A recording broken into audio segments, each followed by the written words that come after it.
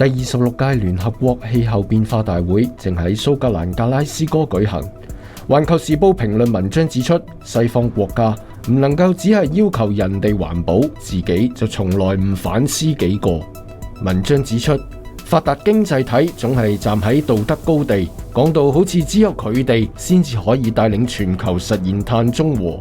但係美國總統拜登前往格拉斯哥之前，單係出訪意大利，佢嘅出行車隊就已經多達85架。約翰遜主持完峰會開幕式之後，坐私人飛機翻倫敦參加晚宴，亦都係高嘆行為。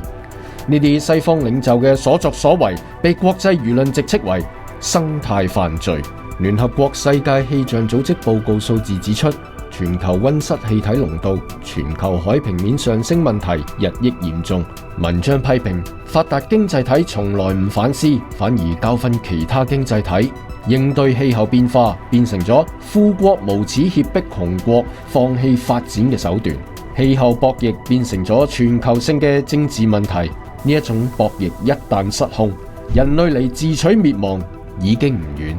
文章總結，發達經濟體要引領全球實現碳中和，首先應該負起氣候責任，摒棄高碳行為，同時亦都需要按照巴黎協定嘅要求，向發展中國家提供技術同埋資金援助，因為呢一啲係發達經濟體必須履行嘅義務。